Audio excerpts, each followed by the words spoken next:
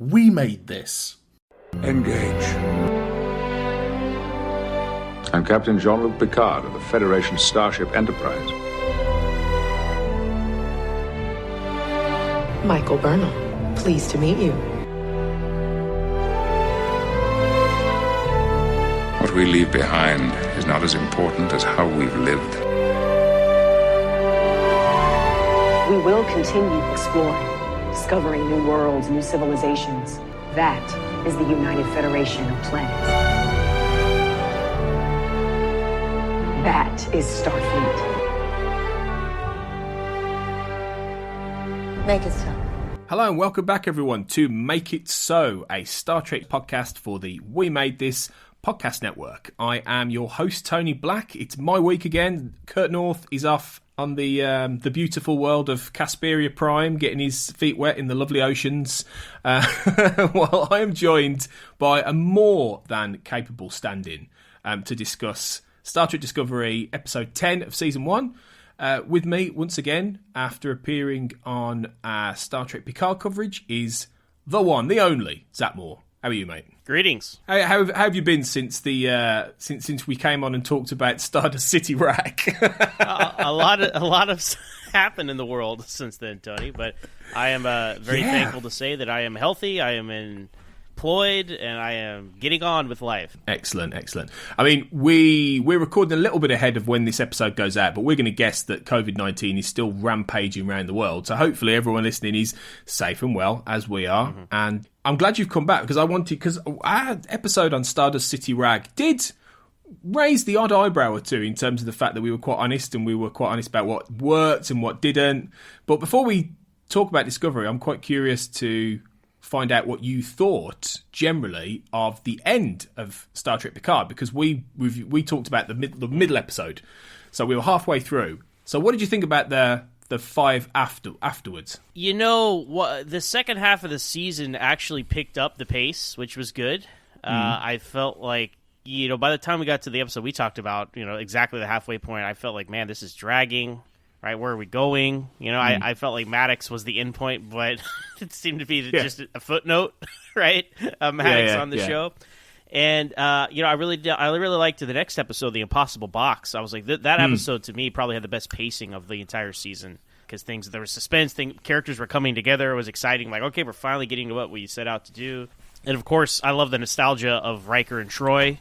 Episode. I think everybody really enjoyed that one. I will say I don't think every character needs to have a tragic backstory.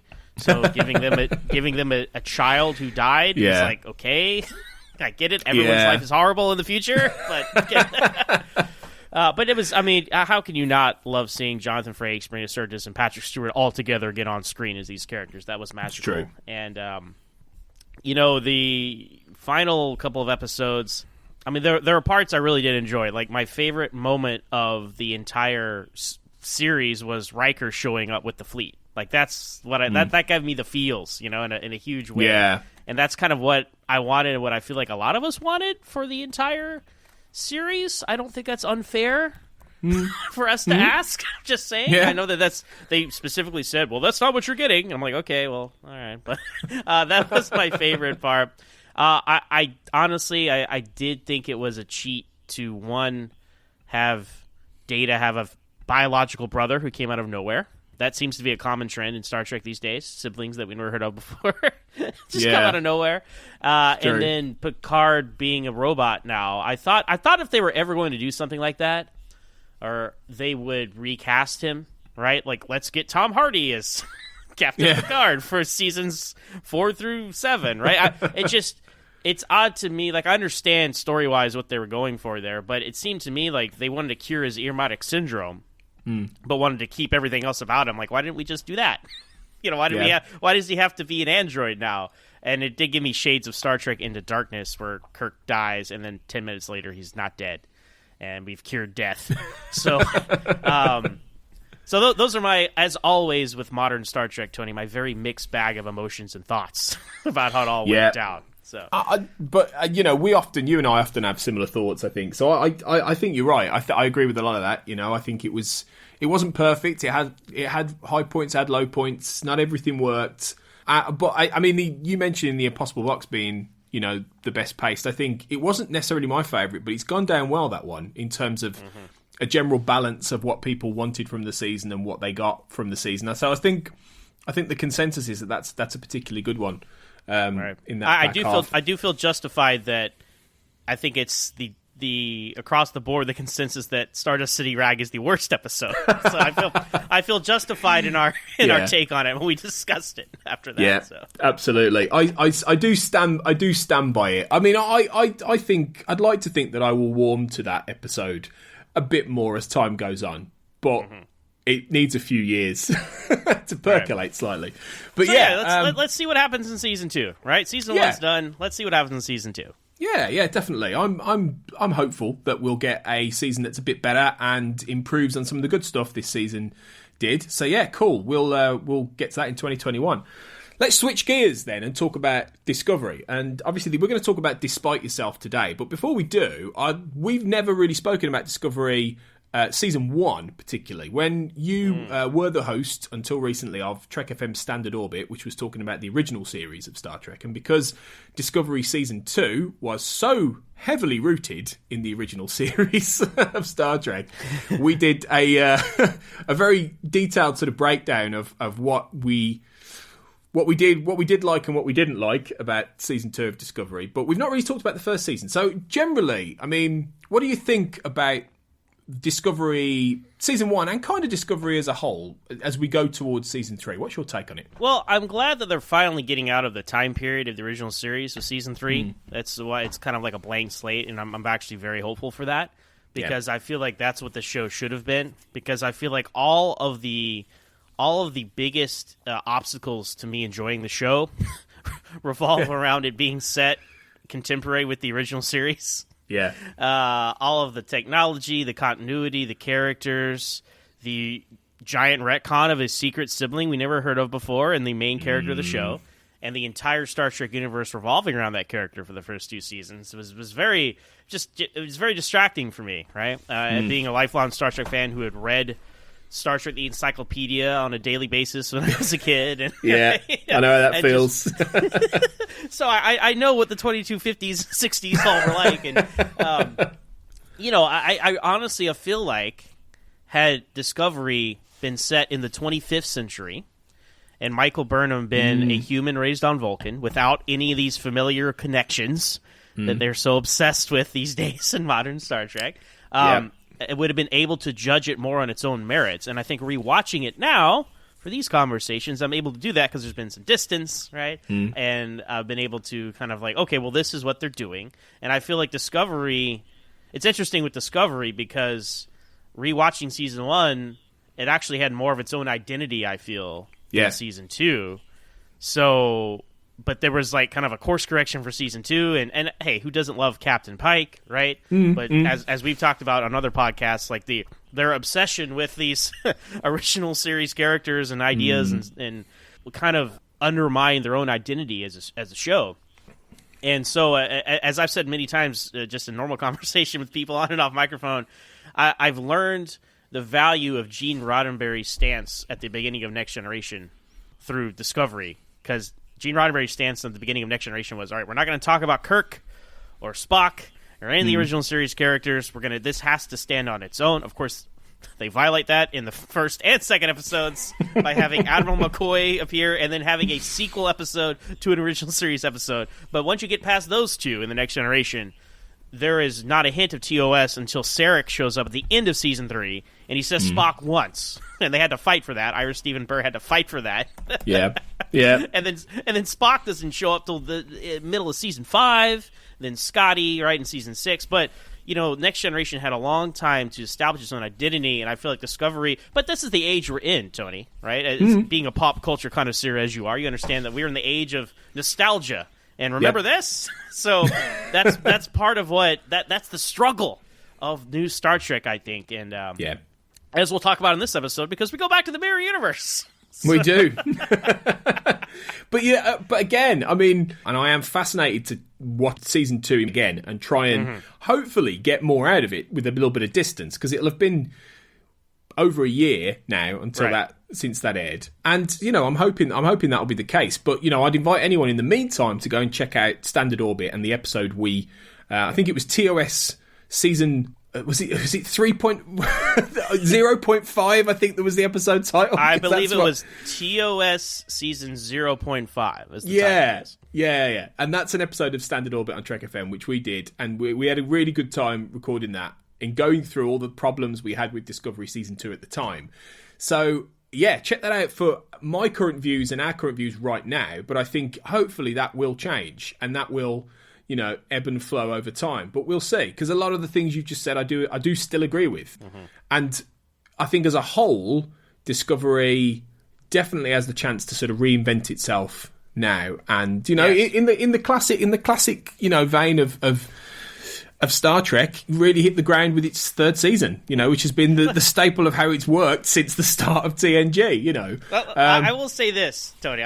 To that statement, I will say this. I think that it's interesting how everybody says, well, it takes Star Trek, 2 or 3 years to kind of find itself. It's like, okay, well, that was TV shows in the 90s that were 26 episodes. Okay, these are 10 to 13 episode seasons in the age of streaming. So it's like, But to be fair, that is true. That's a Star Trek staple. But I thought this was the new era of Star Trek. Things are different. Things are different now. Anyway. I will. In fairness, there were more episodes in season 1 of the original series than there have been in 2 seasons of Star Trek Discovery. Yeah, back in the 60s, it was crazy, wasn't it? In fairness, insanity. I mean, can you imagine? I mean, I must qualify this because I have said on this podcast before. I actually think Discovery season 1, by and large, does buck that trend. And the more I've watched this season, especially in preparation for this podcast, the more I realise that it is actually pretty good. So I think, you're right in that the rules are different now. So it's going to be interesting to see where the show goes next. But anyway, let's talk generally then about Despite Yourself, which is the 10th episode of season 1 of Star Trek Discovery. First aired on 7th of January 2018. Was written by Sean Cochran and directed by the big man himself, the aforementioned Riker, Jonathan Frakes. And this episode obviously sees the Discovery spore drive taking the crew into the Mirror Universe as Lieutenant Stamets is completely incapacitated, and the crew discover the horrors of the Terran Empire and must masquerade as their counterparts to find a way home. While at the same time, Ash Tyler discovers there may be more to his post-traumatic stress disorder than just remembering torture at the hands of the Klingons. So, Zach, this is, I guess, quite a big episode in terms of Discovery, because it kickstarts the second half of the season, and it's a completely sort of different arc that sort of spins away from where we've gone. So out of 10, what would you roughly give Despite Yourself? I'd probably give it a 7 out of 10. I feel like it was pretty solid. I have some continuity issues, as always. But no, I think it was pretty solid, and I found Ash Tyler becoming one of my favorite characters of the series throughout this season 2, and then especially rewatching it. And I find his struggle very compelling as he struggles for his identity and his trauma and figuring out who he is and what's been done to him. And that's especially kind of the emotional anchor for a lot of this stuff, because I feel like some of the emotional drama and stakes are feel very manufactured on Discovery sometimes. But I feel like with his character in particular, I buy it and I'm sold on it. I'm invested in it. So I think that especially is what works for me in this episode. And it is fun to have we got to pretend to be other people, right? That's a fun angle as well. So yeah, it's entertaining, solid, and if you have to go back to the Mirror Universe, they did a pretty good job of it. Yeah, I think I'd agree. I'd say it's about a 7, maybe a 7.5 if I'm being generous. I think it's a pretty good episode. I enjoyed it, and I really have found myself, a couple of weeks ago in speaking to Brandy about episode 8, which is the start of sort of the 2-part finale to part 1 of the show. I was really surprised at how much I've got lots out of this rewatch. Particularly like episode 7, the magic to make the Sanus man go mad, which, as I've said before, is a really good, pretty standalone story, time loop story. That's my favorite episode of Discovery season 1. Absolutely. Yeah. I think it is. I think it's the same for me. I think it's my favourite episode of the series so far. To be honest, I think it's really good. And the last episode, Into the Forest I Go, which Kurt will have covered last week, is a really solid end to semi-end to the Klingon arc so far. Really entertaining, really good. It seems to hold together this first season much more in this first half, much better than I remember it doing. And I think it is a show, and we'll see if this plays out in the second half in the same way. But it is a show I think that benefits from the binge watch. I mean that in itself, Zach, is a new era thing, isn't it? No, that's true. And a lot of these episodes, and I think, being old school Star Trek fans like we are, Tony, I think that's why we gravitate towards episodes like Magic to Make the Sanus Man Go Mad, or in next season, New Eden, right? Where they're... Yeah, there are other things going on, right, in the greater arc, but these you can pluck those episodes out and watch them, and there's like a beginning, middle, and end, and it's a satisfying, contained experience, right? Mm-hmm. And I feel like that is the struggle of the streaming TV shows, because as Star Trek fans, you want to just pick a random episode, watch it, and like, oh, that was a fun morality tale and adventure, right? But that's they're kind of stretching that out over 10 or 13 episodes these days, so that we have to kind of understand, like, that we got to unlearn what we've learned, to quote Yoda, as we rewatch Star Trek here. And that's where we are with it. You're mixing the fandoms there, Zach. You got to be careful. You invoke the Y word. But yeah, you're right. You are right. And I think one of the things I think I've enjoyed the most about the rewatch is that I feel like there is a distinction between many of these episodes, even though they're carrying through arcs and they're carrying through stories throughout the season. It's not consistently just every week the same thing. It's not consistently just Klingons fighting Klingons, blah blah. Right. There is a distinction between a lot of these storylines, so it's good. And I think if you haven't rewatched Discovery in a while and you're unsure about these episodes, and I think quite honestly, Zach, the lack of replies we've had about what people think about Despite Yourself is a testament to the fact that a lot of people haven't necessarily gone back and rewatched these episodes, certainly from the little community we have so far in Make It So. And I think there's an uncertainty about Discovery, but I'd say go and try it again, because I think you'll get more out of it for sure. I would say that I am probably one of, if not the biggest critics of CBS All Access Star Trek involved in this community, and I would still recommend going and rewatching it. So take that from me, guys. Yeah. Well, there you go. If Zach is saying that, then guys, there is something there to be found. Because, I think just because once you kind of understand this is Discovery now, there's like because again, there's so many barriers to somebody like me who are like, oh man, that looks different. That shouldn't be that way. This, that, And then when you revisit it, you're like, all right, well, this is how it is. Let's judge it for what it is and not judge it for what it's not. Right, and that's the struggle. But when you rewatch it, I feel like you can overcome that much easier. At least that's what I found. So yeah, absolutely. I think that's true, and I think it does hold together more than maybe we thought first time around. So that's really good. So yeah, let's dig in then and let's talk about Despite Yourself in more detail.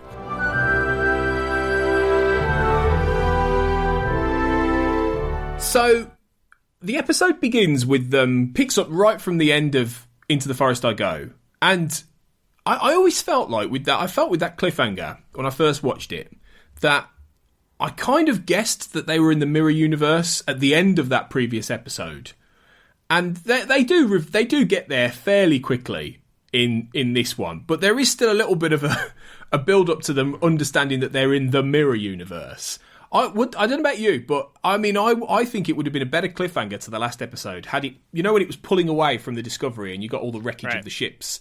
If you pull away and then you see drifting in space the emblem of the Terran Empire or something on like a ship hull, and that reads to the audience that we're in the mirror universe, because Star Trek fans are going to get what that means, right? And in a way, I think I almost misremembered it, and I thought that's what we got, but it just pulled back. I was like, oh. Okay. Couldn't you tell the stars are different, Tony? Oh, terrible, Arnold. Well, terrible fan. I will say that Jonathan Frakes, we all love him, right? But he spoiled this well in advance. I don't know if you had seen that or not. I didn't know, actually, no. But he had been giving some interviews. He's like, oh, yeah, so yeah, I'm back directing Star Trek. I'm excited to, do the mirror universe. And everyone's like, what? And people thought, is he joking? Because obviously no one knew about the Mirror Universe until the original series episode Mirror Mirror. But here we are, right? So, thanks, Frakes. Well, I love his enthusiasm, bless him. I mean, what do you... I mean, let's talk about that. Let's get right into that then. I mean, what's your feeling on this? You know, I mean, the Mirror Universe, as you say, the first time it seemed to have been discovered was Mirror Mirror, which is like 10 years after this, or thereabouts. So, is this problematic? Is this cheating? Is this bending canon too heavily going into the Mirror Universe at this point? I mean, honestly, I think so.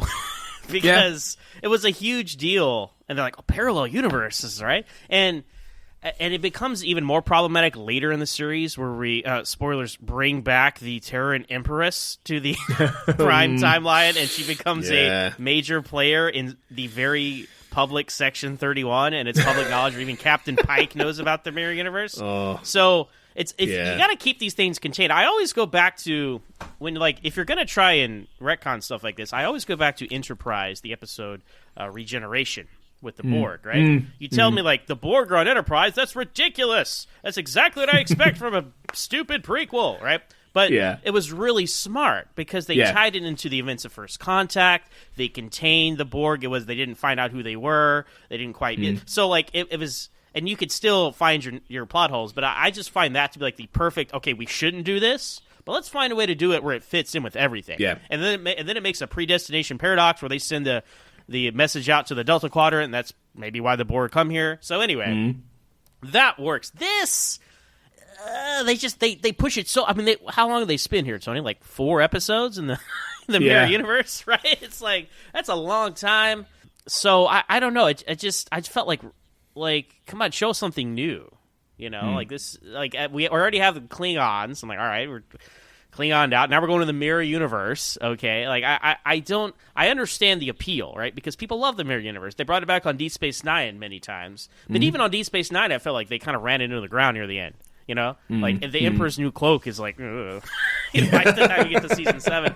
So I get the appeal. I do. But this is your brand new Star Trek show, and 10 episodes in, you're already like, "Hey guys, remember that thing you liked a lot? Well, here it is, right? It's the nostalgia obsession, I feel.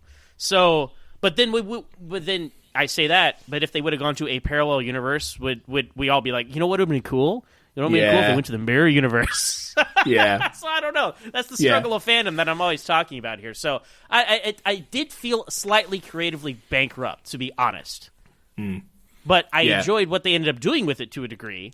But it just seems to me like that's an easy well to go to, because I mean it's like they went to the top 10 episodes of the original series and like picked all the stuff that you liked and put it in the show. So that's my impression of it. I accept it now, but I was a little turned off by it when it first happened, to be honest, because of those reasons. I do see that. I think I was more excited by it at the time, if I remember rightly. I think, I mean, there's 2 ways to look at it. I think on the one hand, it feels like they are intentionally doing something that, like you say, was popular in some of the previous series. I mean, I'm pretty sure that I read or I've heard that there were plans that Brannon Braga wanted to do like a season of the Mirror Universe on Enterprise, or Manny Koto did, or somebody did at some point, wanted to do a lot more Mirror Universe. They did want to go back there in season 5, yeah. Because when they went there in season 4, there was no crossover. Yeah, you know? There was like, we're over here, and of course there was the Defiant, which they actually reference in this episode. So continuity points, Discovery. They do. But had they kept it separate, that would have worked, right? Because I just think there needs to be not knowledge of this before Mirror Mirror. That's my opinion. Yeah, it would have been a bit more like, I don't know if you've seen Fringe. Of course you've seen Fringe. I love Fringe. You've been on the Fringe podcast. Observing the pattern. Have you not observed the pattern, Joe? Yeah, I haven't observed the pattern, have I? I haven't observed it closely enough. So, you have. So you know full well that in Fringe, they do that thing, don't they? They switch between 2 different universes, and you'll have a story that's taking place in one universe and a story that's taking place in another. And there are episodes where they don't cross over, and they just are in each universe. It would have been, and that worked. That worked really well on Fringe. You could have absolutely done the same thing. Right. But I think they were keen to tap into something that they felt that fans really wanted to see again, because it had been since 2004 or so by the time we'd seen the Mirror Universe previously, and it's always been popular. So I think that was one of it. I would say, more generously, I think maybe one of the reasons they thought doing this was a good idea is that it allows you to show a flip side of the Federation at a point where I think many people probably think that the way the world is right now, we're much more likely to become the Terran Empire than we are the Federation, realistically.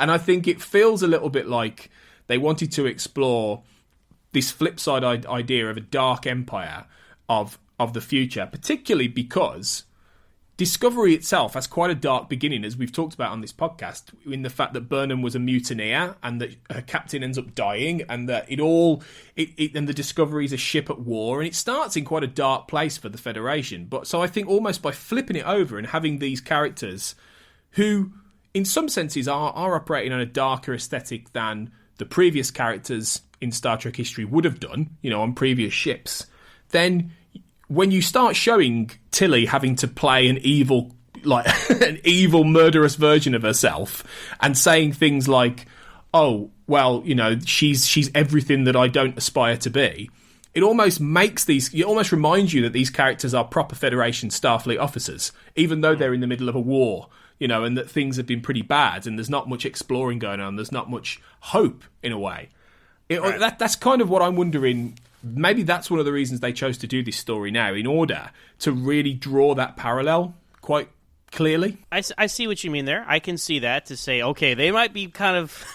these guys might be more morally questionable than your previous Star Trek crew, but they're not that bad. They're not... Yeah. But I know we're talking a lot of... Because this informs the whole conversation. You're like, the going in the Mirror Universe, right? So let me ask you this, then we kind of move on to the plot. But did you find Lorca less interesting when... Spoilers. He was revealed to be a Mirror Universe captain? Because I thought he was a very interesting, dynamic, layered character when we first met him. And I felt like it was kind of a cheat to be like, oh, well, he's just evil because he's from the Mirror Universe. Oh, okay. Yeah. It's a bit of a shame, I know, right? Because watching it back, especially, I've realised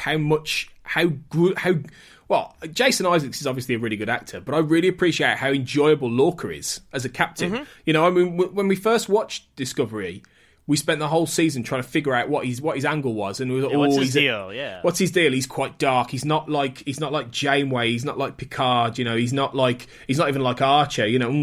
But looking back, I'm like, yeah, I really like this guy. I like the fact that he's a wartime captain. I like the fact that there are points that, whether it's Lorca acting or not, there are points that he really does feel like he's a Starfleet captain who's having to compromise for this, really desperate point in the Federation's history. And there are shades of times when he actually seems to want to do the right thing, or he does seem to want to hold to Federation principles. But yeah, so you're right. When they turn him into much more of a pulp, kind of almost comic book villain in these later episodes, it's a shame. And I see why they did it, but I, if I'm honest, I would have loved to have seen Lorca revealed in the Mirror Universe to be Mirror Lorca, but then he still comes back with them. And if anything, you play out the Giorgio arc with Lorca. With him. Yes, yeah. Totally. Absolutely. I'm convinced that they just brought back Michelle Yeoh because everyone was like, oh, no, you killed Michelle Yeoh in the first 2 episodes. You should have done that. You're like, I am convinced that was not the original plan, to bring back Mirror Universe Giorgio. But hey, I might be wrong. But you're absolutely right. I feel like Lorca's your captain here. Bring him back. Do the whole arc with him. Yeah. Right? So, anyway. I think that's another thing that shades my kind of like, I'm not the biggest fan of them going to the Mirror Universe, because it kind of undercut something that was really interesting to me in the first half of the show. Yeah, I agree. I think I'd never really... That's the first time, genuinely, it's occurred to me, really, that Lorca would have been such a better fit for that Season 2 storyline, particularly with Section 31. I think that would have been so much better. But... I mean, you're right. Michelle Yeoh was... I mean, the thing is, though, the irony is, everyone really would rather have original Philippa Giorgio. Yes, exactly. So if you're going to bring back Michelle Yeoh, figure out a time-travelled thing or whatever and get the original Giorgio back. But anyway, it's the die is cast, as they say. Yes. Now, it's too late.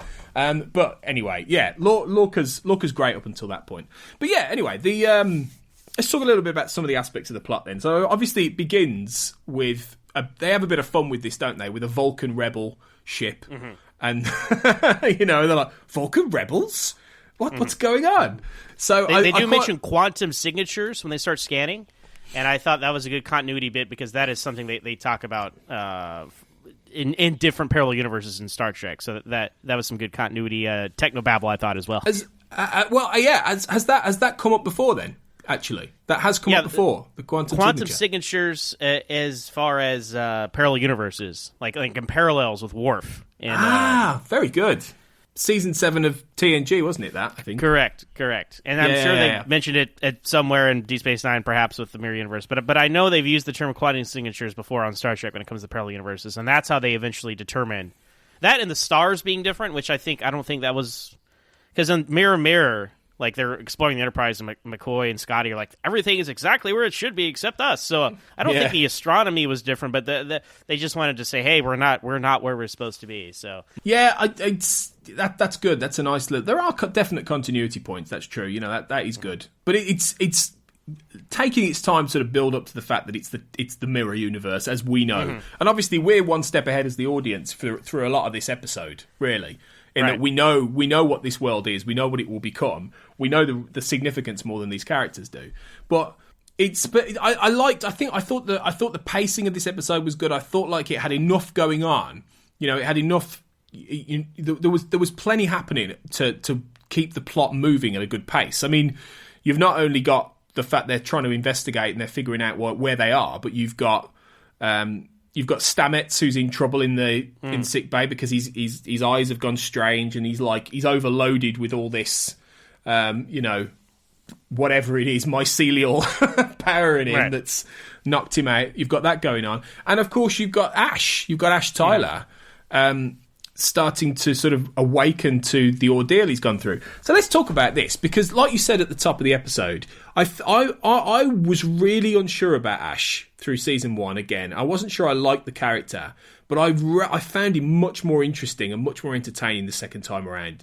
And like I think you have. And I think it's quite savage what happened, what's happened to Ash. I mean, if obviously the fact is he's Vulc, who we saw and the most obvious spoiler ever, I think.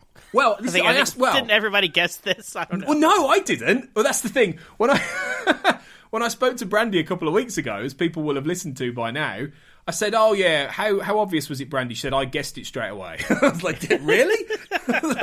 I think it must just be that I'm dim. Like did you saw it coming then? I guess. Yeah, because it's like, well. This is the problem with being a Star Trek nerd and like researching behind the scenes, because you're like, wait, that actor who plays Voq doesn't exist, and we haven't seen him in a few episodes, but here comes this new character from this Klingon ship, and I know our mutual friend Brandon Shea Matella, he is convinced that the only reason they changed the Klingon makeup so extreme was to make this twist happen, and I don't think it's that alone, but I think that's a factor. It could be. And then, ultimately, I feel like they sold you on the gradual reveal and the journey that he had to go through, and the horror that he had to go through, the self-realization, I guess, that Ash Tyler had to go through to understand what happened to him. So that made it work for me, although it was kind of obvious, I thought, to a lot of us, Tony. Yeah. Well, present company excluded. to people paying attention, I think. But no, I think.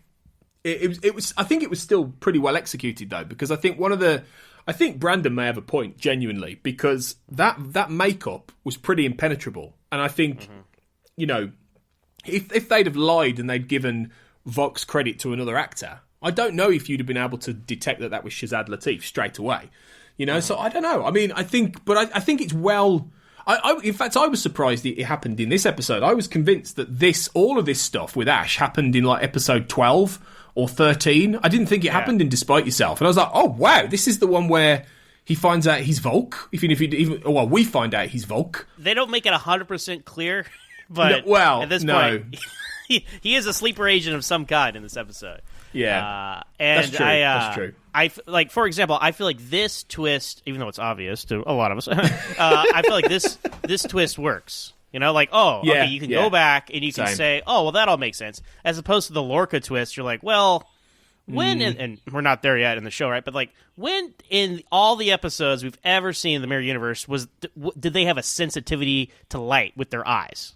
That's a complete BS retcon to me. Yeah. So that feels like you look at the show and you're like, okay, well they planned out Tyler being Volk, but did they really plan out Lorca being from the Mirror Universe? Because up until like the Into the Forest I Go, you could really say that they could have gone anywhere with Lorca. Yeah. They definitely had something going on with him. They definitely had... But it was so vague. They could have gone anywhere. Yeah, yeah, they could. Yeah, you're right. He could have just been a rogue captain. He could have been a Klingon in disguise. You know, there could have been all kinds... Sure. He could have been Voke. You know, it's exactly. You don't, or whatever. You don't necessarily... It doesn't have to be that he's from the Mirror Universe, even though...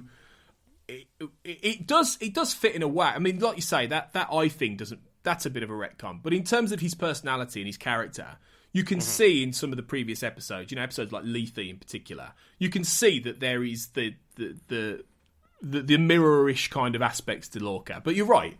With Ash, it has been thought through. They knew exactly what they were doing. They knew that they were introducing him the episode after Vok, and they've steadily done this without giving the game away in universe. They have built him up as a character. They have built up the relationship with Burnham, which again I really like. Actually, I think that's a nice romance that I think has developed. It's quick, but I believe it. I quite like it. I think it's not too much, and I think it's. I like their dynamic together, and I think the way. Well, in fact, what's interesting actually, in that you're on this episode, Zach, and it's a bit of.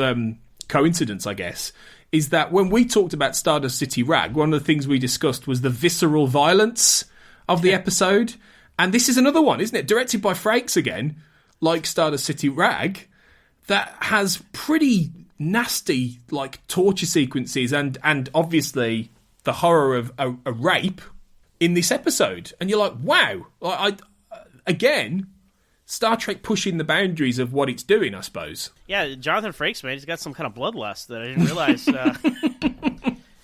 And it is they do recontextualize a lot of his Tyler's PTSD, which is how they're playing it here. And it's like, oh no, that's just your Klingon memories. But you're right. No, it's extremely intense, and but because it's flashes and stuff, maybe it's better here. I don't know, right? Maybe this is the visual language they've chosen for modern Star Trek, right? But yeah, I found it was less. If you want to use the word offensive, right, here than in other aspects. It's quick flashes giving you key insight into this guy's internal struggle. So I think it's good in the sense that you're right. I think it is more palatable, and I think had they done something similar, there you go. That's the word we need. Thank you. I think had they done something a bit more similar in Picard with some of that stuff in that Icheb scene, I think it would have been easier to swallow. But I think. What I liked about those scenes was that, and what I like in a way about Discovery in the way they've treated the Klingons is that they've made them in quite a few senses really a lot more alien and scary than they eventually had become in Star Trek in time. They are partly it's the makeup, but I mean that whole sequence where L'Rell is raping Tyler. It's horrible because she almost looks like a xenomorph. She almost looks like an alien, like a proper sort of from the film alien. And it's really twisted. It's that almost H.R. Giger kind of sense of sex and violence, and it's quite creepy. And that's not something the Klingons. I mean, Klingon females in the 90s, particularly. Which is when we really saw them. I don't really think we saw them particularly in the 60s. But Klingon females in the 90s were hard, tough, but they were quite alluring. People like Kayla, they were still physically attractive while being, tough. Mm-hmm. And whereas L'Rell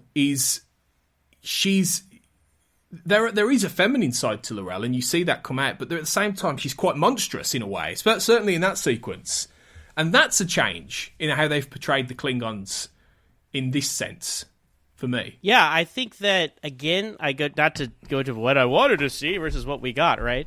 But had they done this is like 100 years after Next Generation, right? I could have been like, oh, okay, well, there was some kind of catastrophe, maybe a sun went supernova, something like that.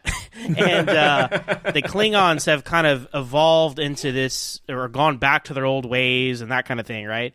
But it's just jarring to me knowing that the other Klingons I saw Kirk and everybody encounter in this same time period are so different, And that's part of all that the struggle of fandom that I'm that I'm talking about with this. So, but yes, here's an idea: just do a completely different alien race, Tony. All right? Well, like the Zindi or something, right? I mean, like crazy I know talk. People. A new alien race in Star Trek? Come on! Because I think the Klingons are one of those things, of the major points of contention with Discovery, right? Mm. I mean, even when we saw the first photos, I felt like Bashir and O'Brien in Trials and Tribulations. Those are Klingons?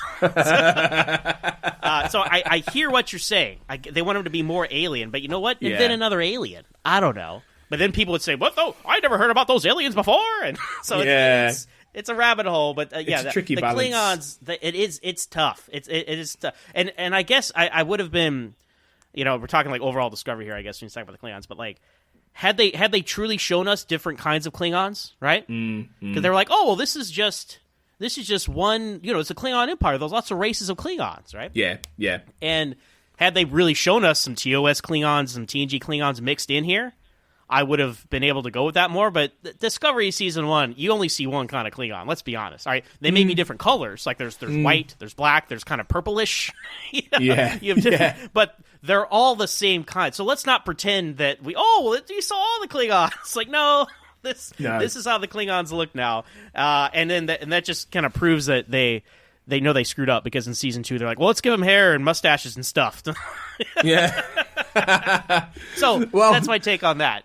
It is interesting, isn't it? Because it goes back to the whole debate of what do you hold true to in terms of canon when you're making TV in a different age, and do you just, the thing is, I mean, I suppose the way to look at it is the last time we saw Klingons in Star Trek on television, I know we saw them in Into Darkness, and they were more in the line with what we get in Discovery, weren't they, really? They were more similar looking kind of creations, I suppose. But it's not been that long since Season 4 of Enterprise, which I think is the last time we see Klingons in the old makeup, What's that from Discovery? That's 12, 13 years? It's not a vast amount of time, and television hasn't massively evolved to the point where production design has changed vastly in that time. So would TNG era, if you want to call it that, Klingons and the way they were portrayed look old-fashioned on Discovery? And I'm not... from the perspective of storytelling, I don't necessarily have a big problem with how the Klingons look in this, and I like in some senses that they've tried to make them more savage. But I do see what you mean. I think it would have been better had they weaved it in, that they tried to make out there is a multitude of culture to the Klingons. And, I say that for Picard. They did try and do that to some extent with the Romulans, even if it's not, visual. All the Romulans pretty much look the same on Picard, basically. There's not really much in the way of difference. But they don't do that with the Klingons. They seem to be one particular same culture and visually. And I think it's a difficult one, isn't it? Because, maybe their thinking was, if we just roll out someone who looks like Worf, it's just going to look old-fashioned. So, well, if you look at the Klingons in Star Trek Into Darkness, as briefly as we saw them, right? The Blingons, as some have dubbed them, which I find funny.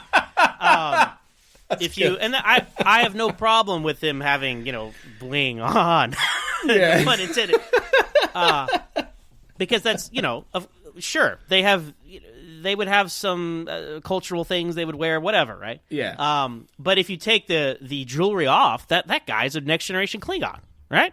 Like the one that Uhura talks to in Star Trek Into Darkness. So there's no reason to change them, especially because Star Trek has gone out of their way to explain in Enterprise Season 4. All right, maybe they went too far with their explanation, maybe not. But I appreciate the fact they at least tried to address it. Because the best explanation was Trials and Tribulations, where Worf is like, we do not discuss it with outsiders. But here we are. Setting things in the time. Like, you had two options. Of course, you weren't going to do the original series grease paint and Fu Manchu mustache. So, do the Next Generation Klingons. Like, you had two options, and you chose a third option. And again, these are these things that creative choices they made that make obstacles to me just accepting this is happening concurrently with the original series, Tony. This is me. I know everybody didn't have a problem with this, but this is me. So yeah, but you wouldn't be on your own. I mean, I'm pretty sure of that. I'm pretty sure there would be a lot of people, and it's a big sticking point because, you know, we've talked a lot about on this podcast already about how continuity and canon is important, and it's, you know, in a visual sense, it's maybe more important even than the storytelling. You know, I mean, the storytelling, you should be allowed some leeway, you know, at various points to change things and to morph things into a new style. And I don't necessarily think if you've got a good story, then people will go with that. But visually, you know, you've got to be really careful. I mean, it's why I think the right call, and this is a bit way ahead, but the right call, a good example of a right call they made was when they redesigned the Enterprise bridge at the end of season 2, because they got that spot on for me. That was really good. So I think it's a tricky balancing act. It is a tricky balancing act. But I certainly think that you wouldn't have been able to maybe shoot the scenes, particularly with L'Rell and Tyler, in that rape scene quite the same way if L'Rell looked like Kayla or looked like Lursa or Baitor. I think it would have been a bit different. I think it would have been less horrific, you know, to watch and less nightmarish than actually turns out to be. And it is pretty nightmarish. I mean, what, you know, it's whether or not what he's gone through at this stage, you know, means that what he does in this episode, if not can be forgiven, can be understood. I mean, what did you think? I mean, what did you think about him murdering Culber? Because, I mean, I did gasp when I first watched that. I knew it was coming in this case because I remembered it, but I was pretty shocked that he did that, like at the end of Act 3 as well. It wasn't even the end of the episode. Well, I thought it was interesting that throughout the episode he is, he's struggling with this, right? And even in the, like when he talks to Burnham in we call it the mess hall. I don't know. Yeah. Not 10 forward. Not 10 forward. Where he has some flashbacks and he crushes his glass. You can see that he's starting to do things without his knowledge, you know. And I thought honestly, the creepiest part of him killing Culber was showing up in the transporter room like, hey, where were you? I don't know. Like, whoa. Yeah. That's even more disturbing. Like, he just killed the doctor in cold blood, and now he's, you know, just off to his mission.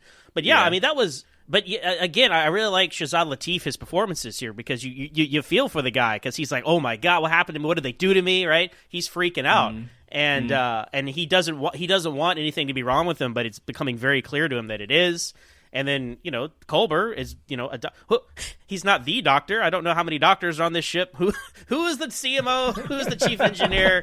Things we'll never know. But you know, he's stepping in as his doctor duty. He's like, no, you were not fit for duty, right? There's something wrong with you. And I can...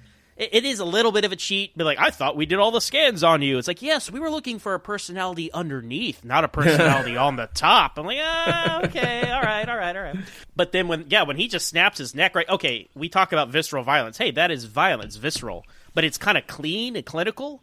So that's why it's not as offensive as, you know, I keep using that word offensive. You guys know what I mean, okay? But pulling an eyeball out of somebody's head, okay, as opposed to just snapping a neck, right? Just snapping a neck, quote unquote. It is intense, and there's like that for whoa, for Star Trek, right? But that shows you this guy has made a shift, you know. So I think that's in service of this character journey that he's going on. And wow, I mean, I didn't expect them to kill Culber. They made such a big deal out of Stamets and Culber. And then Culber's dead, and as we've talked about on and off microphone, I don't think they intended to bring back Culber either until the internet was like, "Oh, we love Culber, bring him back." And it would have been a better story if he didn't come back, frankly, as you and Wilson Cruz have discussed on Twitter, Tony. You remember that? Yeah, I was thinking about that in the run up to this. Yeah, he brought me to task, didn't he? Because I think I said something along the lines of he should have stayed dead, and the way I said it, it sounded really horrible, and I didn't mean it that way. And I think I said to him, didn't I? I said, look, it's nothing personal, right? It's not that your performance is bad, or no, it's just it was a shock that should have stayed a shock. But I think that partly they that they were, well, apparently they've said that they knew they were going to bring him back eventually. That's what they've claimed, because Sure. they're worried. They were worried about the so-called bury your gays trope in inverted commas. The idea that, you know, you portray a homosexual relationship, an LGBT relationship on television, and they die, or something happens to sort of part that as a way of, you know, being regressive ultimately. And, you know, the Culber and Stamets relationship is a really nice touch of Discovery, because it's not something that, it does sort of speak to the Roddenberry vision as such, even if he wasn't the greatest at sort of putting it across himself, but the vision that in the end, in the 23rd century or whatever, these things won't matter. You know, it won't be a thing that they're gay. They're just two men and they're a couple. So in that sense, it was nice. It's nicely portrayed. They had a nice chemistry.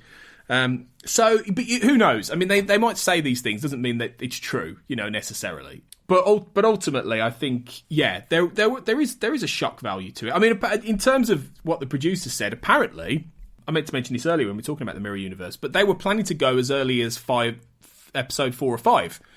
To flip them over to the Mirror Universe, but they said that it's, well, they said we hadn't got to know the main characters enough yet before you flip them over and you have them playing their evil counterparts, and that's exactly the case. It's, you know, you can't 4 or 5 to actually flip them over for like a 4 or 5 Mirror Universe arc where Tilly's pretending to be evil.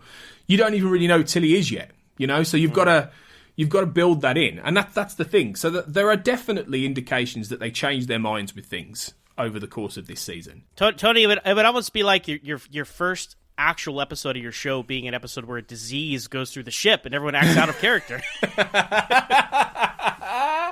Oh, what a ridiculous idea that would be. So stop! You must never speak of the naked now again. Actually, that's a guilty pleasure of mine. I'm a big Tasha Data fan, so that's why I like that episode. Yeah, it didn't do that. At least he had a better third episode than that one. But yeah, I mean, it was a good way, I think, killing Culber at this point anyway, to sort of show what had happened to Ash. And like you said, the fact he didn't remember it, and that he is fully sort of Manchurian candidated at this point. Yeah. You know, he's completely operating without any control, and that's a scary idea. Also, I gotta say, I really enjoy, because we're talking about the Klingon makeup and how heavy it is, and they always sound like this, or sound like this, right? It's hard to understand them. Yeah. It was so refreshing to hear Shazad Latif speak Klingon. I'm like, oh, I can understand him now. He's pronunciating the words, because hey, that Klingon makeup, it's hard to talk through. Yeah, you know, the new Klingon makeup. So when he starts talking Klingon, I'm like, all right, I know this Klingon. You get it now, yeah. Yeah, because they have. That was another thing that they changed with the Klingons, didn't they? Yeah, they made them more guttural in a sense. You know, it's a lot more, you know, than the old days. Yeah, yes. And it is a great language. You know, you want to hear those words. Definitely, you want to hear kapla. You know, you want to hear all that stuff. So I think what they're doing with Ash in this episode is a good thing, really. And the way it ties into Stamets and Culber is well executed. But let's talk about the other side of it then. So you've got the crew realising that they've got to go out and ultimately try and use the, like you say, the USS Defiant, which is a nice wink to the Tholian Web. The Tholian Web from the original series, and then Enterprise in a Mirror Darkly. It was revealed that the interphasic space that the original, not the Deep Space Nine Defiant, the original series Defiant, the original one, is blinking in and out of our universe, and then it ended up in the past in the Mirror Universe, and that is how the Terran Empire found it. And in a way, that's how they got their technology. It's a kind of you kind of can infer that that's how they got the technology they got, you know, to get to the original series time period from that ship. So yeah, the crew here they recover this. They recover the Klingon data crystals, I think, from the Vulcan Raider. Right? There's like, why would a Vulcan ship have a Klingon computer or something like that? And from all this rebel intel, they find out where they are, what they need to do. They also find out that they switch places with their Discovery.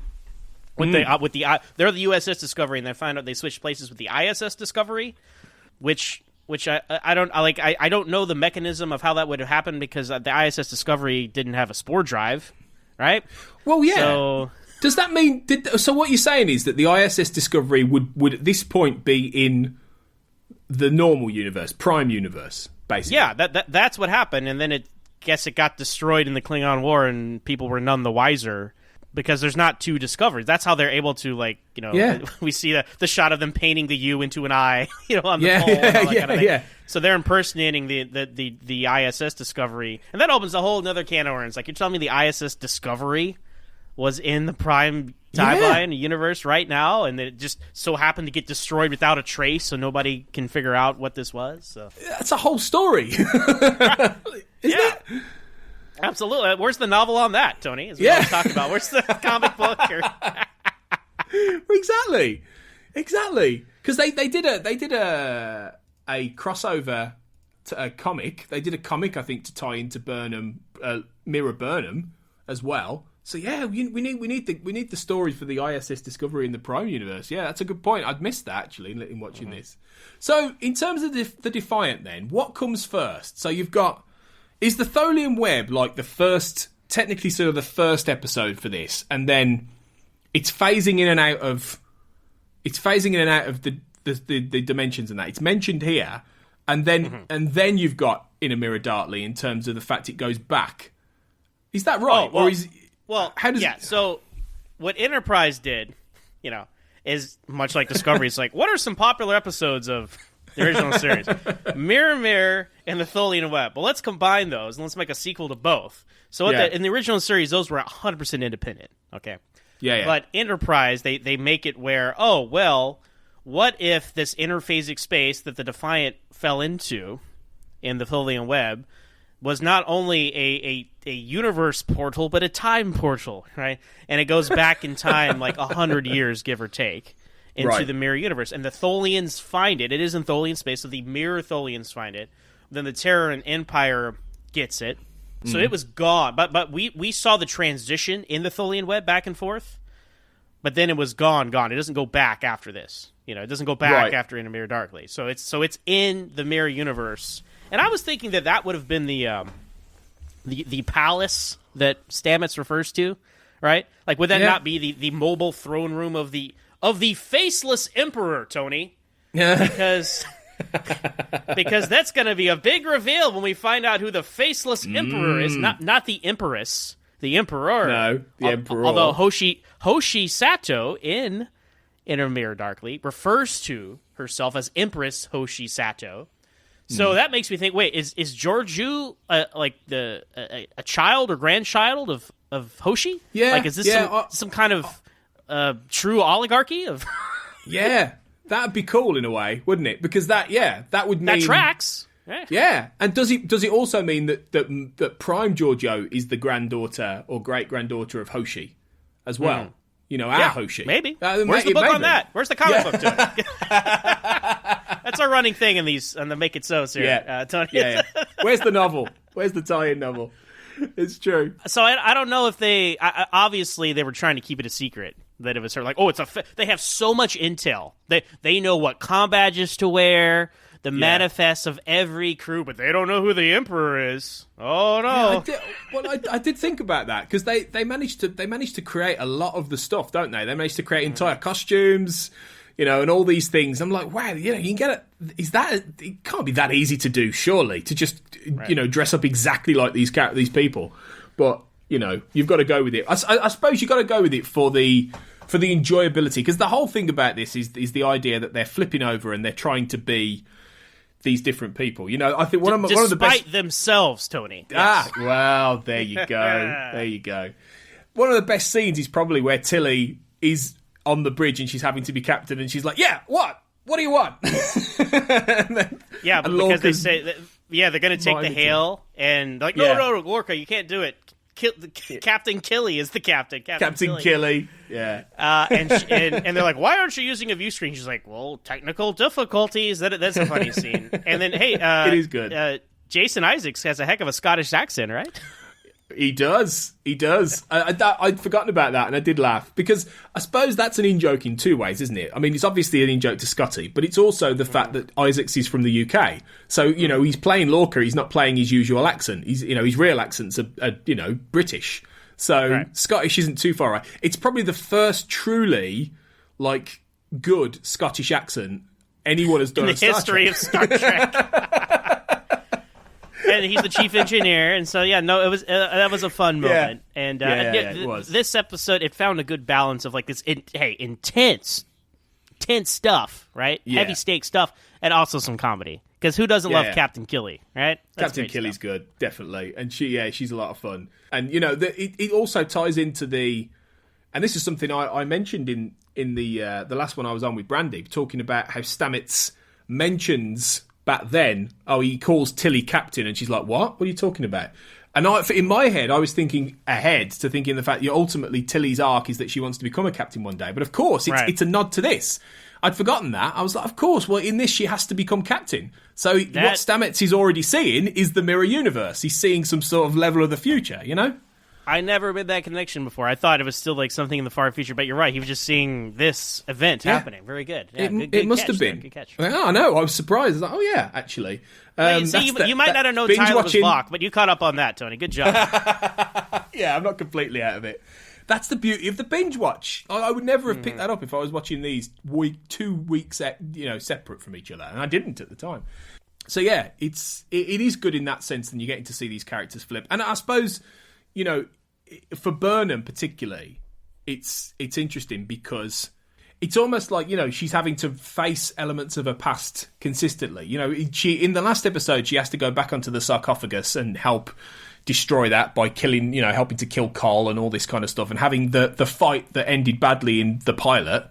And in this episode now, she's having to sort of adopt this mirror persona, but to do that, she has to kill one of her old Shenzo crewmates in Connor. That guy, man, he cannot catch a break. He dies. He dies in the second episode. He dies in this episode. No matter the universe, that guy is destined to die. So. Well, it was funny when we were at Destination Star Trek. I think it was the 2018 one. Yeah, because they were all there. The entire cast of Discovery was still filming the season 2 of Discovery, and so they were all there. As was this guy. As was the guy who plays Connor. Sam Bartholomeus, his name is. And that guy, I felt, firstly, because it had been a while since I'd watched Discovery, I had no idea who he was. And I was sitting there thinking, who's he? Like, I know Tilly, I know Saru, I know Burnham. So who's this guy? And then, it's like, when I watched it, I was like, he has like about 3 lines throughout the entire thing. And he sat there and he barely said a word. And I was thinking, I'm not surprised. Like, what's the point of him being here? Right. I did feel for that guy. But we also see Detmer without her 7 of 9 eyebrow. Yeah. I tell you what, I have to say, if there is one thing I really hope for season 3 of this show, is that you give characters like Detmer more to do. Like, because they're actually decent characters, but they get nothing. In these first 2 seasons, they get nothing. And I hope that they start to make more of their ensemble going forward. I even like in Magic to make the Sadist Mag mad. Mudd goes up to Bryce and he's like, yes, random communication officer Mad. I'm like, yeah, totally. That's how I feel, because I don't know any of these characters. So it's true. They went so far, and the show knows, because they had Pike do a roll call at the beginning of season 2. Like, all right, who are you guys? And what do you do? Exactly. They need to correct that, because yes, okay. In a way, it's almost a nod to the original series, because so many of those episodes, characters like Sulu and Chekhov, get nothing interchangeable to do. Yeah, and it's only because of the legacy of the movies and lots of things like that they went on to become so iconic. If that series had ended in 1969, nobody would know who George Takei was, probably. Or, had ended and not carried on, do you know what I mean? And it had just gone into being one of those random 60s shows. Those guys would never have become... I can't imagine Sam Bartholomeus is going to have a career like George Takei, or Walter Koenig. Bless him. But he will be at Star Trek Las Vegas every year to sign your autograph and get a picture with you. I guarantee it. Probably. And I'm not saying that to be cruel to the man. There's nothing wrong with the actor. But it's that whole thing of that Discovery is almost... Yeah, it's almost copying that, in the sense it's almost got too many random little ancillary characters, and I kind of want them to see... I kind of want to do something with them, because they are quite interesting, particularly like characters like Detmer. So just don't do anything like Arium, for God's sake, because that was an example of where you do it wrong. But anyway, that's jumping ahead. But yeah, that's it. Kind of it ends really with them getting into this universe, I suppose, doesn't it? You know, they're figured out they're in the Terran universe. Burnham's gone over to the Shenzhou and she's killed Connor, and because it's the Terran Empire, she takes charge because she kills her captain. And Tyler's sort of escaped over there and got over there to be with her. No one has found. No one has found poor Colbert. Yeah. Because Stamets is like, the enemy is here. Like, he has that one moment of clarity. Yeah. But he's like spaced out in that he hasn't really clicked yet exactly what's happened, does it? Really, that the man he loves is dead. Right. Well, it was very Gary Mitchell as well, right? A little bit from the original series. Like, he's got the eyes, like not the silver eyes, but he's got white eyes. He's catatonic. He has some kind of something supernatural's going on with him, and he has super strength now apparently. So that's a hanging thread here. They hang a lot of threads here as we move over to the next episode. And you know, I liked Lorca where he's sitting in the ready room and he like bashes his head against a console before he goes over there, just to look like he's a. But that shows you, like, that's his mentality, right? And as he says before they beam over there for the transfer, he's like, well, I'm not your captain anymore. Hopefully I will be again. Like, yeah, Lorca, I hope so as well, but it's not to be. So it's not going to happen. No, sorry, guys. Yeah, this is officially the end of Captain Lorca on the Discovery, Tony. End of an era. Yeah. So.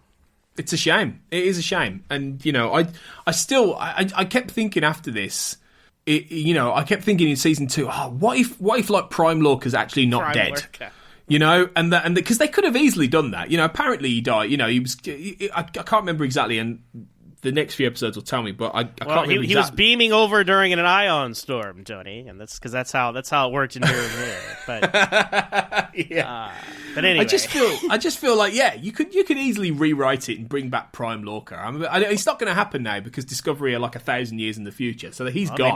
Maybe he can be on the Pike show. That may or may not happen. Maybe. I gotta say, I went to Star Trek Las Vegas this past year, and they had a panel with the captains of Discovery, and it was Pike and Anson Mount Pike and Jason Isaacs Lorca, and it was a blast. Like, that was hilarious. Like those two guys together, I would love to see that. I mean, obviously the chemistry you have on stage isn't necessarily what you're going to see on screen, but because of writing and whatnot. But I would love to have something. I mean, here I am complaining about how they bring people back to life all the time. I'm like, let's see Prime Lorca. So again, the contradictory nature of a Star Trek fan right here, Tony. I am that Exhibit A. So I'm the same. But no, I think it's just because, I mean, obviously Jason Isaacs is a really good actor, but he also seems to be a really nice bloke. Like, I mean, in the he was on that panel at Discovery at Destination Star Trek in 2018, and this was obviously after, you know, Lorca's gone, and everyone was wondering at the time, is Lorca going to be in season 2 in some way? And he wasn't. But he is. They all get on really well, this crew, and you know, as actors. And he was like, he was still loving being there with these people, you know, even though he's technically moved on from the show. And I just feel like I just feel like if they could figure out a way, he would come back. You know, I really do think he would come back because I think he got a lot out of doing it. Even if I do think maybe Jason Isaacs went into it saying, I'll do one season and that's it, basically. Mm-hmm. You know, because he's got other things going on. But he does genuinely seem like a nice guy. So I think, I think, and Anson Mount's a great guy as well. He's a really cool dude. So it's great. It'd be great if you put them together. Yeah, absolutely. But Who knows? Speaking of Lorca, that's how it all ends. He's in his agony booth, just getting tortured. That was a kind of bizarre last shot, right? He's like, Tyler and Burnham are gonna consummate their relationship. It seems. And then, and then we cut to Lorca just getting tortured in the booth there, and that's how we ended. So. But I just kept thinking of how Jason Isaacs was told, "Look like you're being tortured," and that it's really awful. Yeah, you could just imagine as soon as they said cut, he just laughs because it just looks ridiculous. It's very Shatnery, I have to say, but in a good way. But I think it was a fun way to end it. It doesn't look fun, the old agonizer room, so you can keep that really. Right. But yeah, that's it. A lot going on in this episode, but it's a fun one. It is a fun one. It was a fun one to watch, and it is a fun one to talk about, I think. Yeah, we talked about. I mean, we didn't necessarily go in chronological order, but there were still. I didn't realize how many overarching things for Discovery Season 1 kind of hinged off this episode. You can spin off and discuss. There's loads. you got Lorca, you got Tyler, you got the Mirror Universe, you got the Klingons, you got so much going on here. Yeah. So this is really, because this was the premiere for the second half of the season. So this kind of sets the tone for the next few episodes. For the next few before and we zip back to the Prime universe for a little wrap up. But yeah, I'm looking forward to watching more of this Mirror because I'm going through sequentially before I record these episodes. So I'm not doing them immediately one after the other. I'm having little breaks. So I'm looking forward to watching 111, The Wolf Inside, next week. But we do have one little bit of feedback from Craig McKenzie, who's been on the show, and will be back. I think he's on the next one with me, actually, on episode 12 I'm talking about. He said, I like this one, an interesting take on the Mirror Universe that was suitably updated, though it did promise things we would never end up seeing. ISS Discovery commanded by Captain Killy, the TOS Defiant. It's largely a table-setting episode where the crew pick up the pieces after being stuck in an unfamiliar universe, but had some really good character stuff going on. I think he kind of echoes our sentiments there, really. And I suppose his point is interesting that there were things that we don't see. We don't see the Defiant. We don't see Captain Killy in charge necessarily. There are certain things that I think it teases that we don't get. But I don't think I necessarily minded the first time around.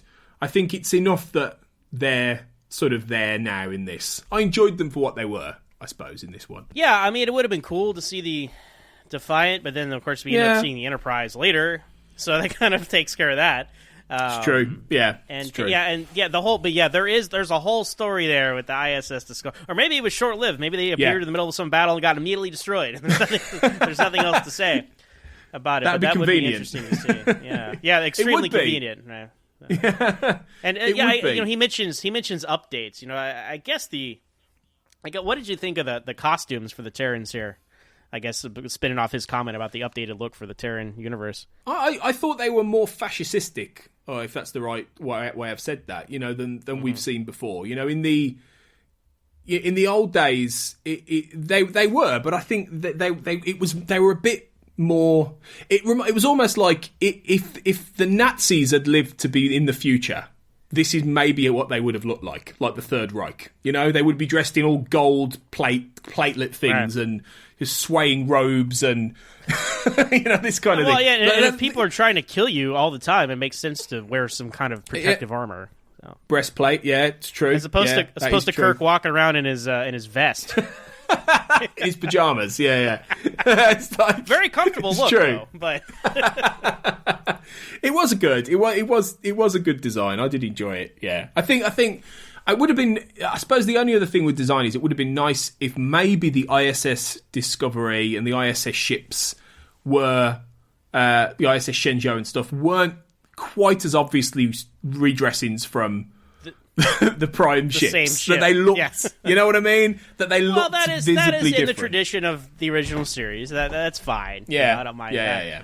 It is very clear though that the Discovery and the Shenzhou are the same bridge set. Well, yeah. See them both the same.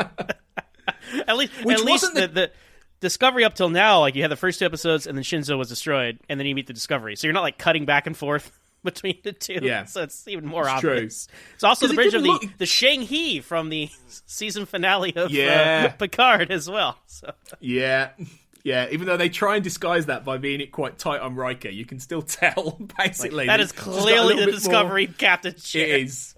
Clearly. But, I mean, fair enough. They need to save money when that's they can. It's a Star Trek tradition. It's fine. The entirety of Next Generation, how many times did they reuse the original series movie sets, right?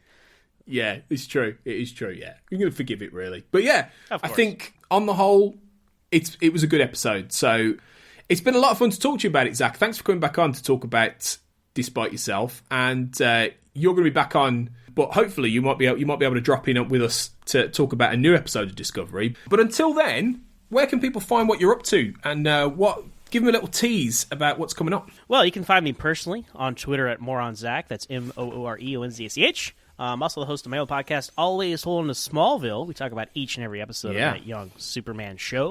You can find us on Twitter at Always Smallville with one S. And I'm also a co-host of Franchise Fatigue, a podcast where we talk about movies, remakes, reboots, sequels, and when franchises get fatigued. You can find us on Twitter at UFP Earth at the United Federation of Podcasts. I still wish I'd thought of that first. Much as I love We Made This, don't get me wrong, that is such a great title for a podcast network. You can be the Terran Empire, Tony. I think that's still available. So. Yeah, with the Terran Empire that We Made This, yeah, definitely. But yeah, all brilliant stuff, guys. Very cool. I've been on Always Hold On to Smallville, which is such a great little show, and it's got a big following, a big fan base. So yeah, check that out, guys, because it's who doesn't love Superman? Let's be honest. So yeah, we're going to be back soon. Kurt will be back next week to talk about The Wolf Inside, and I'll be back to talk about Vaulting Ambition the week after that, as we continue our deep dive into season 1 of Discovery. Remember, we're on the We Made This podcast network, as I say, at We Made This Pod on Twitter, and we'll give you a little bit of and www.wemadethispod.com for all our different shows, and we'll give you a little bit of a tease as what else has been going on the network in a moment. But you can also find me at AJ Blackwriter on Twitter for all the other things I'm doing. But right, it's time now for me to fire up the engines of the ISS Make It So, and until next time, engage. Long live the Empire. Elsewhere on We Made This. Back to the decade. They're a tour bus of people, and then The Rock takes over the tour bus, and he's driving that, and he takes that head on with the criminals, and then the car like explodes into their car, and then those cars explode into the building behind it, and then once they which is very pointedly Trump Tower, which they could not have. Oh wow, is it really? They could not have known back then, but I noticed that when I was watching it this most recent time, and I was like, that's very funny.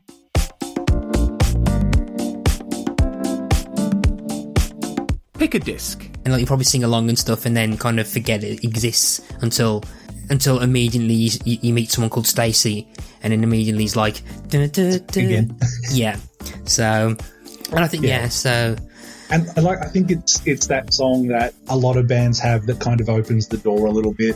For me, it was, I got the album because of that song, and then kind of I grew up around the rest of the album, I guess, and started to see that the depth and the the talent that went into the other songs.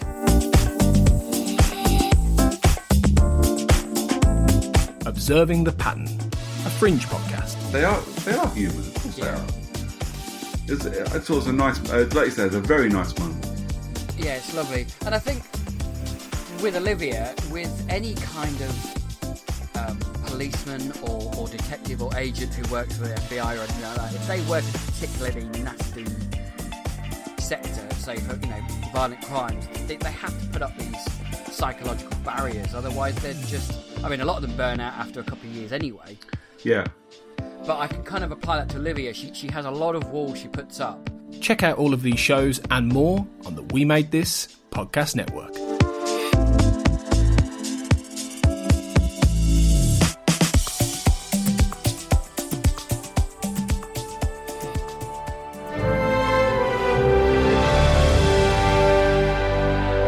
Make It So, a Star Trek Universe podcast, was created and is produced and hosted by Tony Black and Kurt North. You can find the show on Twitter at Jean-Luc Podard and on Facebook in the Make It So, a Star Trek podcast fan group discussion group. Check out the We Made This network at We Made This Pod on Twitter and on Facebook by typing in We Made This, and you can find all of our shows on our website, wemadethispod.com. Thanks for listening.